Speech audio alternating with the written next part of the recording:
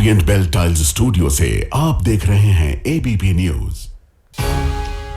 नमस्कार, ABP news पर हाजिर हूं मैं रोमाना इसार खान। दिन की हर बड़ी खबर के साथ शुरू करते हैं भारत की बात। शुरुआत उन खबरों से जिन पर विस्तार से आज करेंगे चर्चा। पहली खबर, आज ज्योति मल्होत्रा पर मैं एक्सक्लूसिव रिपोर्ट आपके लिए लेकर आई हूं। आज ज्योति खुद बोलेगी और जासूसी के राज खोलेगी। ज्योति का कबूलनामा आपके सामने आज हम रखेंगे। ज्योति मल्होत्रा को लेकर बड़ी जानकारी सामने आई। ज्योति पाकिस्तान में शादी करना चाहती थी, लेकिन क्यों, वो हम आपको आगे आज दिखाएंगे। पाकिस्तान परस्त आतंक के साथ लाल आतंक के खिलाफ निर्णायक प्रहार की शुरुआत। सुरक्षा बलों ने 1 करोड़ के इनामी नक्सली को ढेर कर दिया है। क्या नक्सल आतंक के खात्मे का काउंटडाउन शुरू हो गया है? इसका भी आज विश्लेषण होगा शो में। शुरुआत करते हैं विस्तार से खबरों के सिलसिले की। आज भी भारत की बात वाली कवर स्टोरी के केंद्र में जासूस ज्योति मल्होत्रा। ज्योति मल्होत्रा, जिसे भारत में जासूसी नेटवर्क का अहम किरदार माना जा रहा है। आज वही ज्योति मल्होत्रा खुद बोलेगी और अपने जासूसी से जुड़े सारे राज खोलेगी। ज्योति आज खुद बताएगी कि पाकिस्तानी दूतावास के अधिकारी दानिश से उसकी पहली मुलाकात कैसे हुई। दिल्ली के पाकिस्तानी हाई कमीशन में कितनी बार ज्योति और दानिश एक दूसरे से मिले। दानिश ने ज्योति को पाकिस्तान में किन किन लोगों से मिलवाया था। पाकिस्तान में सिक्योरिटी और इंटेलिजेंस के अधिकारियों से ज्योति को किसने मिलवाया। ज्योति ने कैसे देश विरोधी संवेदनशील सूचनाएं पाकिस्तान तक पहुंचाई। मान लीजिए अब तक आप ज्योति की कहानी में जो कुछ देख रहे थे, आज उसका क्लाइमेक्स आपके सामने हम रखने वाले हैं, क्योंकि ज्योति मल्होत्रा ने खुद बता दिया कि जासूसी के नेटवर्क में उसका रोल क्या था। हमने इस स्टोरी को आज जो थीम दी है वो कुछ इस तरह है, 8 बजे 8 राज। जासूस ज्योति का पर्दाफाश। ज्योति के 8 राज देखने के बाद इस पूरे मामले की तस्वीर आपके सामने शीशे की तरह साफ होने वाली है। अब जल्दी से ये भी बता देते हैं कि हम ज्योति के कौन से 8 राज या सीक्रेट से आज पर्दा उठाने जा रहे हैं। तो पहला, जासूसी के नेटवर्क में ज्योति की भूमिका क्या है। दूसरा, ज्योति और आईएसआई अधिकारी अली हसन की नई व्हाट्सएप चैट में क्या है। तीसरा, जासूसी के नेटवर्क में दानिश का रोल क्या है। चौथा, ज्योति ने अब तक क्या क्या सूचनाएं पाकिस्तान भेजी।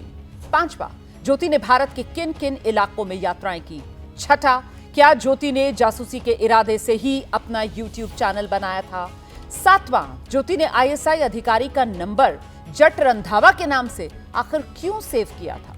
और आखिर में 8वां यह है कि ज्योति के बैंक खातों में जो पैसा आया वो आखिर कहां कहां से आया। तो चलिए बिना देरी किए आपके सामने ज्योति मल्होत्रा का कबूलनामा रखते हैं। दिखाते हैं जासूसी नेटवर्क में अपनी भूमिका पर ज्योति ने कौन सा बड़ा खुलासा किया है। वेलकम पाकिस्तान। मैं हूँ आपकी अपनी जो इस्तकबाल करती हूँ मेट्रो। इसमें आज हम करेंगे एक्सप्लोर लाहौर। मुझे यहाँ का 5000 का नोट बहुत प्यारा है। ज्योति मल्होत्रा ने सुरक्षा एजेंसीज की पूछताछ में साफ कर दिया कि वो पाकिस्तान के इशारों पर काम कर रही थी। तो मुझे एक गली याद होगी, बार बार यहाँ से जा रहे हैं ना, इसलिए चल रहे हैं हम अपना स्टे जो गुरुद्वारे में है। ज्योति पाकिस्तान हाई कमीशन के अफसर दानिश के लगातार संपर्क में थी। यही वजह कि इस वीडियो में दोनों एक दूसरे के काफी क्लोज नजर आ रहे थे। ये नजदीकी क्यों थी? अब ज्योति मल्होत्रा के कबूलनामे से इसकी तस्वीर साफ हो चुकी है। वीडियो बन रही है। दानिश जी, तनु जी, बस मैं इतना खुश होगी देख के। इतना क्या अरेंजमेंट है, सुपर। भाई साहब मैं तो सूत्रों से एबीपी न्यूज के पास ज्योति का जो कबूलनामा आया उसमें उन सवालों का जवाब मिल गया जो ज्योति के पाकिस्तान वाले वीडियो देखकर उठ रहे थे। सवाल ये कि ज्योति कैसे पाकिस्तान में बड़े सुरक्षा घेरे में घूम रही थी। ज्योति को कैसे पाकिस्तान में वीआईपी ट्रीटमेंट मिल रहा था। वो तो बड़ा जो शाही किला था और वो सारी एरिया था और आपके लिए स्पेशली वो दरवाजा खुलवाया गया था। जी शुक्रिया। अब ज्योति के कबूलनामे की एक एक लाइन हम आपके सामने रखने जा रहे हैं। ज्योति ने बताया है, मेरा ट्रैवल विद जो के नाम से YouTube पर चैनल है। मेरे पास पासपोर्ट है। मेरा पासपोर्ट नंबर 56098262 है और मैं साल 2023 में पाकिस्तान जाने के लिए वीजा लगवाने के संबंध में पाकिस्तान हाई कमीशन दिल्ली गई थी। यानी ज्योति की माने तो पहली बार वो 2023 में दिल्ली के पाकिस्तान हाई कमीशन में दाखिल हुई। आगे सुनिए ज्योति ने और क्या कबूला है। पाकिस्तान हाई कमीशन में मेरी मुलाकात एहसान रहीम उर्फ दानिश से हुई थी।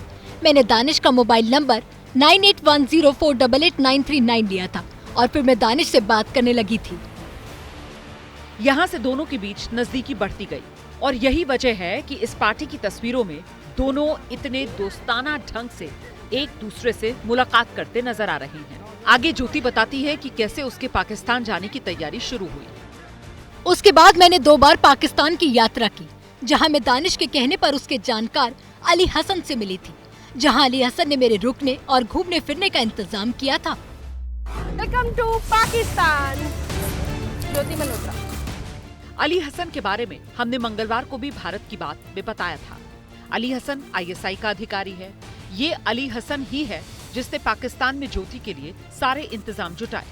ज्योति ने खुद ये सब सुरक्षा एजेंसियों के सामने कबूल किया है।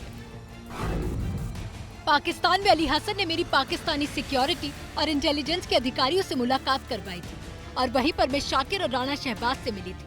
मैंने शाकिर का मोबाइल नंबर ले लिया और मैंने मोबाइल में शाकिर का नंबर जट रंधावा के नाम से सेव कर लिया ताकि किसी को शक न हो। फिर मैं वापस भारत आ गई।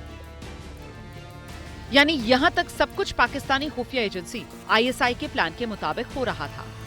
अब ज्योति बिल्कुल तैयार थी पाकिस्तान की साजिश को उसके अंजाम तक पहुँचाने के लिए। ज्योति ने आगे बताया, इसके बाद मैं व्हाट्सएप, स्नैपचैट और टेलीग्राम जैसे सोशल मीडिया प्लेटफॉर्म के जरिए सभी से लगातार संपर्क में रही और देश विरोधी सूचनाओं का आदान प्रदान करने लगी। मैं दिल्ली में पाक हाई कमीशन में अधिकारी दानिश से काफी बार मिलती रही। ज्योति की माने तो दानिश से मुलाकात के बाद उसके पाकिस्तान जाने, पाकिस्तान में ISI के संपर्क में आने और फिर देश की सुरक्षा से जुड़ी जानकारियां पाकिस्तान तक पहुंचाने का सिलसिला शुरू हुआ। अब ज्योति के इस कबूलनामे के आधार पर ही जांच एजेंसियां इस जासूसी के नेटवर्क को खंगालने के लिए अपनी जांच को आगे बढ़ा रही हैं। अब ज्योति मल्होत्रा के कबूलनामे से एक बात जो साफ हुई है वो ये कि भारत में वो पाकिस्तान हाई कमीशन के अधिकारी दानिश से जुड़ी हुई थी, जबकि पाकिस्तान में ISI का अधिकारी अली हसन उसकी मदद करने के लिए की पर्सन था। अली हसन के साथ लगातार ज्योति मल्होत्रा की व्हाट्सएप पर चैट होती थी। अब दोनों के बीच हुई एक नई चैट सामने आ गई है जो हम आपके साथ शेयर करने जा रहे हैं। इस चैट में अली हसन ज्योति से कह रहा है, जो यार मेरे दिल से दुआ निकलती है, हमेशा आप खुश रहो, आप हमेशा हंसते खेलते रहो, जीवन में कभी कोई गम ना आए। और इसके बाद ज्योति ने अली हसन को एक हंसी वाली इमोजी भेजी और फिर लिखा कि मेरी शादी पाकिस्तान में करवा दो। हालांकि यहां हम आपको साफ तौर पर बता दें कि ज्योति मामले की जांच हिसार पुलिस कर रही है और हिसार पुलिस की तरफ से व्हाट्सएप चैट को लेकर अब तक कुछ भी औपचारिक तौर पर नहीं कहा गया। दूसरी तरफ राजस्थान सरकार ने ज्योति की बाड़मेर यात्रा को लेकर अलग जांच के आदेश दे दिए हैं।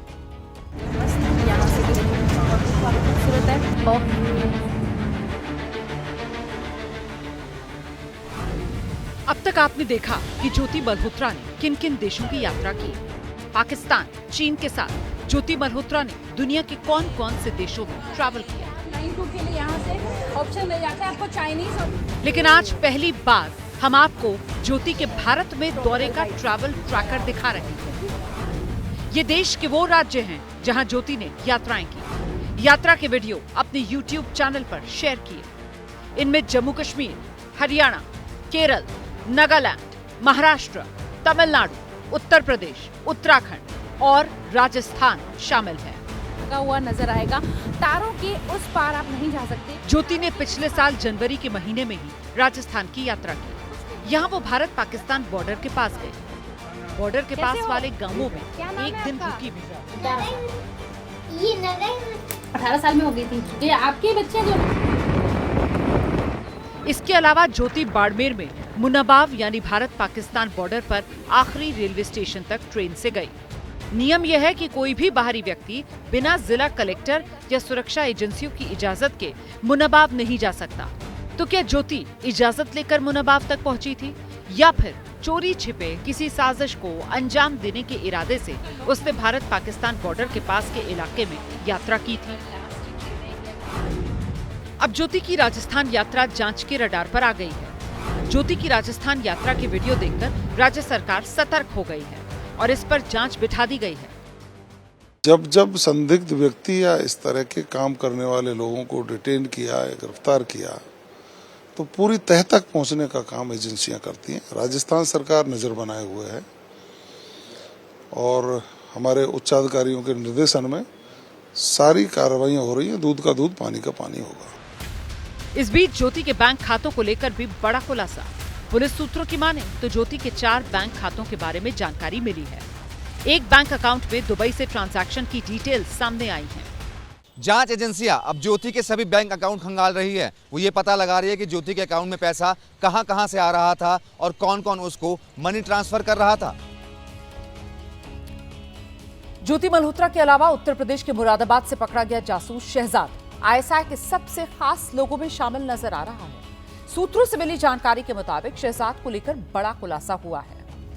शहजाद के किसी बड़े आतंकी हमले की साजिश में शामिल होने का शक जताया जा रहा है और इसके बाद ही शहजाद की निगरानी शुरू हुई और फिर उसे गिरफ्तार किया गया। शहजाद ने उत्तर प्रदेश के रामपुर से भी कई युवकों को पाकिस्तान भेजा।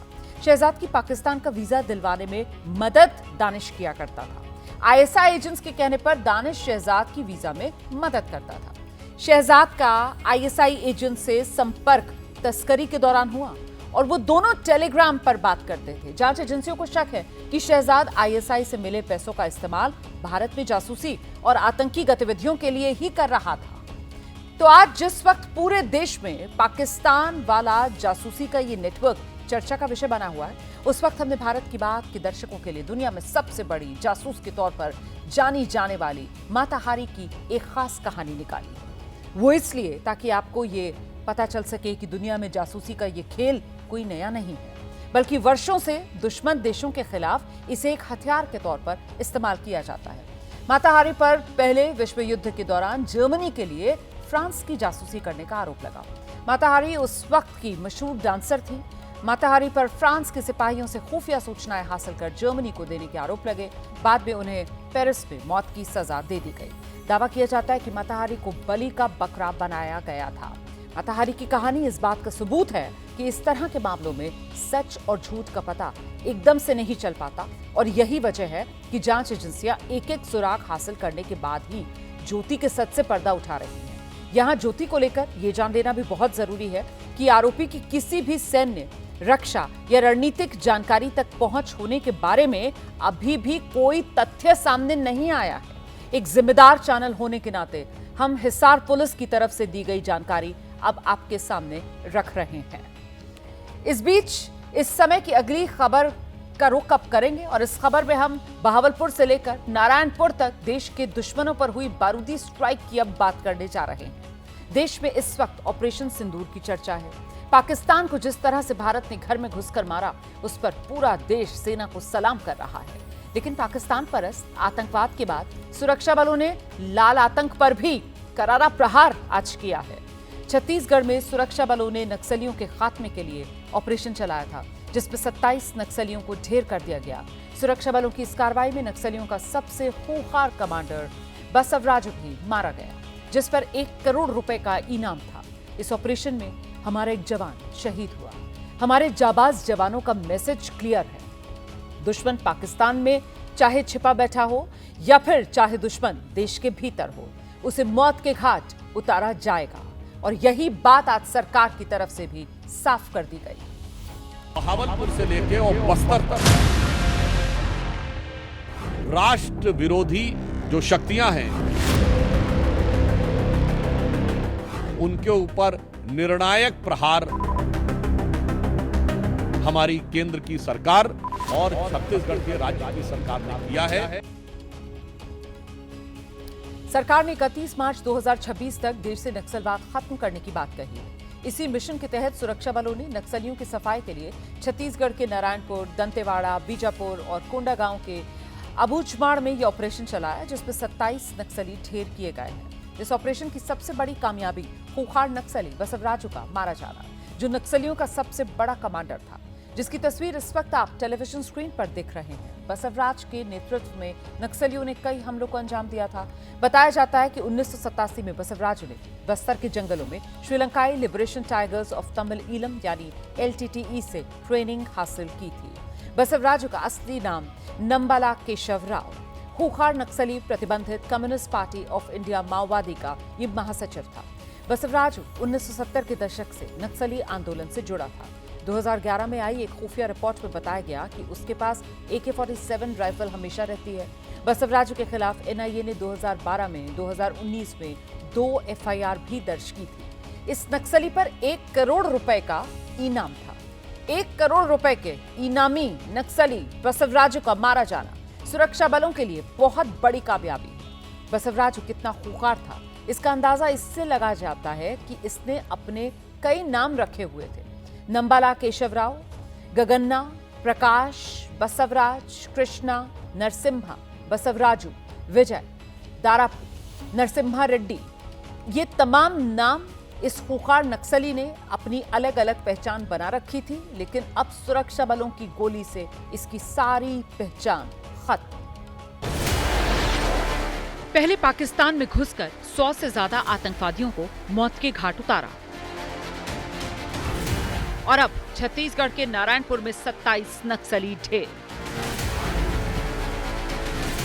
नारायणपुर में सुरक्षा बल चुन चुनकर नक्सलियों को मौत के घाट उतार रहे हैं, जिसमें 1 करोड़ के इनामी नक्सली बसवराजू को भी उसके अंजाम तक पहुंचा दिया गया।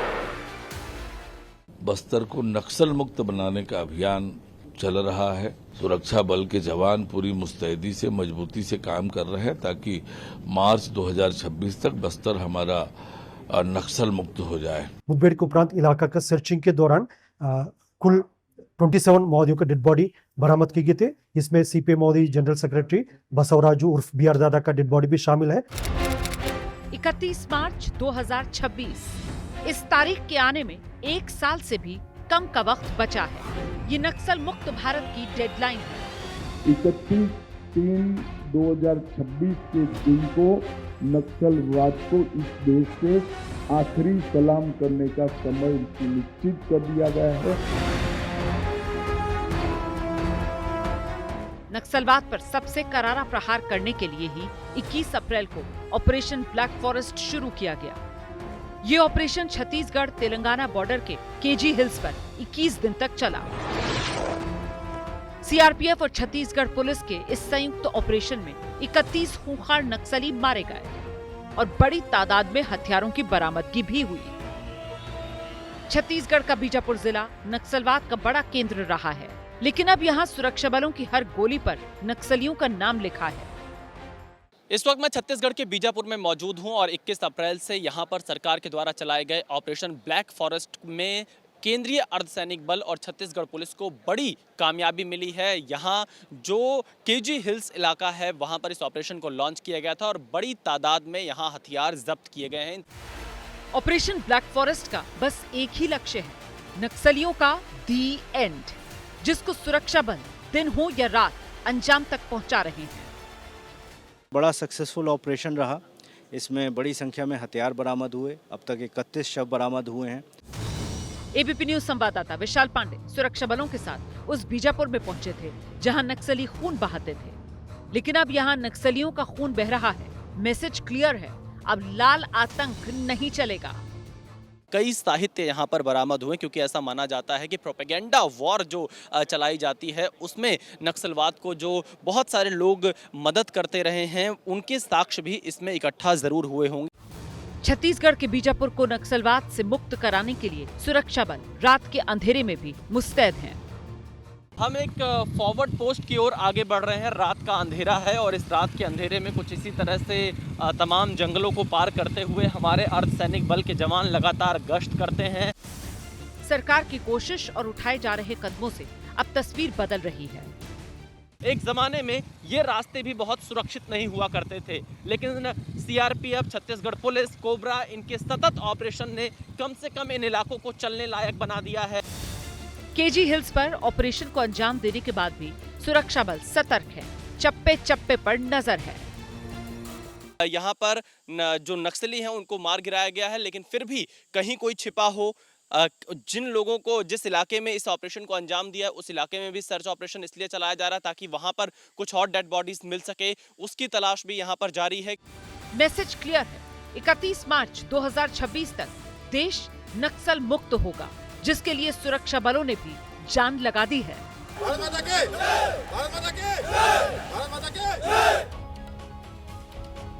छत्तीसगढ़ में 27 नक्सलियों के मारे जाने के बाद आज गृह मंत्री अमित शाह ने भी इस ऐतिहासिक उपलब्धि बताया। गृह मंत्री अमित शाह ने एक पोस्ट करते हुए लिखा है, छत्तीसगढ़ के नारायणपुर में सुरक्षा बलों ने 27 खूंखार माओवादियों को ढेर कर दिया। इनमें सीपीआई माओवादी का महासचिव नंबाला केशव राव शामिल है।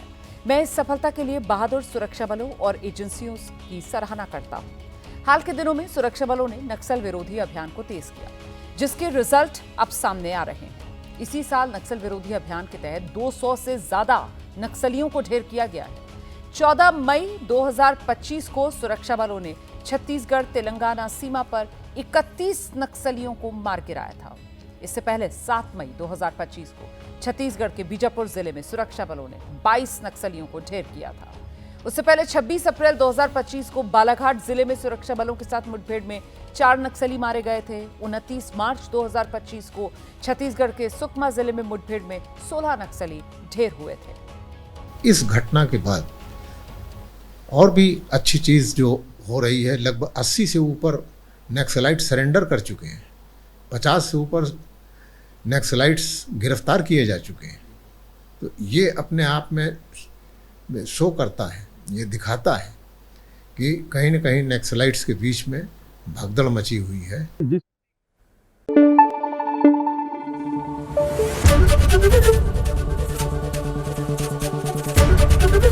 एबीपी न्यूज़ आपको रखे आगे।